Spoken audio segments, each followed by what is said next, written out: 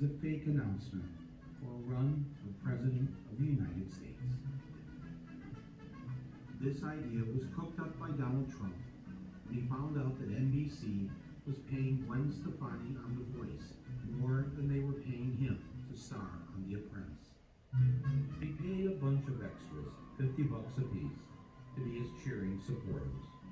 He would prove to NBC that he was more popular than Gwen Stefani, and then they would give him more money. He would also show them how good he was at improv with his fake presidential announcement. And that's when things went off the rails. They sweated like dogs. I'm really rich. I should have. They do a website. It cost me $3 that I got from China in a war. The sun will rise. The moon will set. He wasn't a cheerleader. He was the opposite. Even our nuclear arsenal doesn't work. I think I'm actually a very nice person. We have nothing. I just sold an apartment for $15 million to somebody from China. I learned so much just sitting at his feet, playing with blocks. They're rapists, and some probably from the Middle East. And I promise I will never be in a bicycle race. That I can tell you. We now have a gun on every table. We're ready to start shooting. The American dream is dead. NBC says it's cutting business ties with Donald Trump. Donald Trump received a pink slip of his own, Signing his derogatory statements, calling Mexican immigrants rapists, drug dealers, and criminals. His plan backfired. He was now out of a job. Though he had no real plans to run for president, his sons encouraged him to go ahead with the 2 rallies that he had booked and paid for.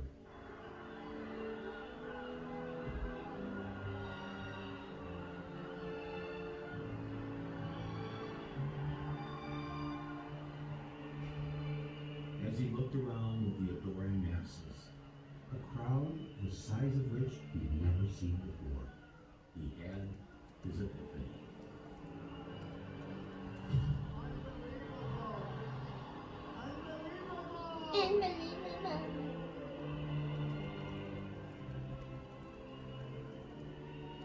Maybe running for president wasn't such a bad idea after all.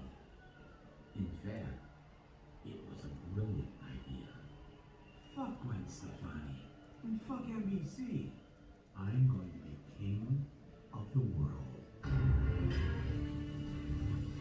There was no one happier with this decision than the nation's media. Trump was about to become their cash cow, and NBC could now put him on TV for free. First, he gave them a good laugh. we better be ready for the fact that he might be leading the Republican ticket next. I know you don't believe that. I want to go on. Then, he started telling them what to do. But I want the cameras to span the room. Go ahead, fellas. Watch. They don't turn them. They don't turn them. They don't turn them. Go ahead, turn them. Turn the camera. Go ahead. You with the blonde hair. Turn the camera. Show how many people come to these rallies. Then, he started dictating how the interviews would be conducted. Hey, welcome back. Good morning, Joe. Let's bring it right now to the phone. Donald Trump. How are you doing this morning, first of all, Donald? I'm doing good. I did a phoner. It's always good when they take you by phone. That means you're hot. We do phoners to meet the prince. Donald Trump himself. Good morning, Chuck. Welcome back to Meet the Press, sir. Good morning, Chuck. I'm joined now on the phone from New York. It's so much easier, folks. You sit home. Hi, how you doing? How's everything going? And then, just for fun, he'd mess with them by keeping them waiting. Like on this day in Portland, Maine. Donald Trump expected to speak at a campaign rally in Portland, Maine.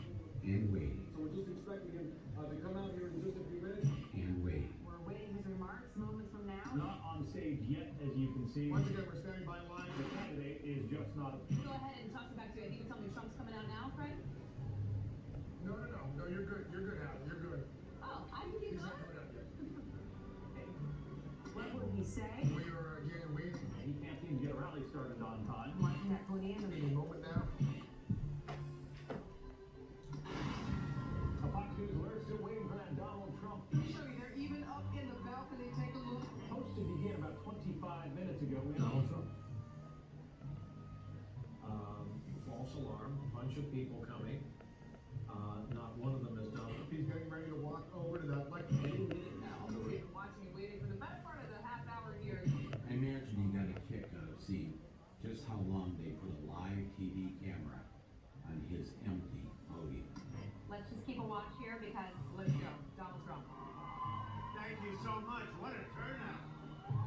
What a turnout. If you go back to the rallies, let me ask you a question. Did you put the rallies on because they were news value or because they were driving ratings? Well,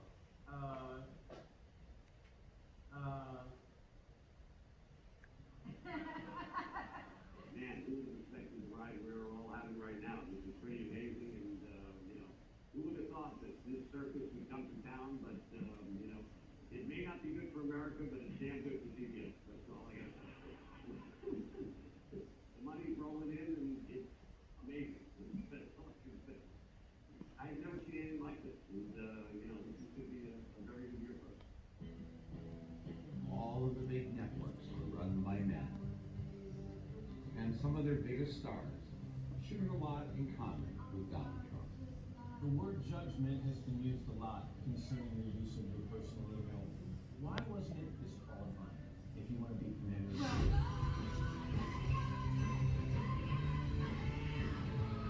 She has to learn to do with humor, and when she doesn't actually, she's being kind of aggressive. I'm Mark Albert, and I'm Donald Trump. Do you think the email crisis contributed to the question of trust? It's certainly not a choice I would do again. I don't want to hear you out on this. You said, I'm sorry, That's I made a right. mistake. That's It was right. the wrong thing to do. That's right.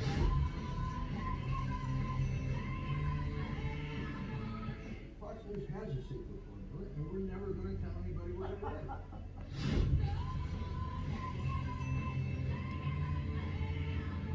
There's gotta be some downside to having a woman president, right? Something.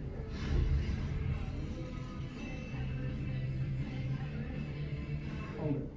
Let's get some more air conditioning. Hey, Matt, turn up the air conditioning. I think we need to turn on the air conditioning. It's freaking hot.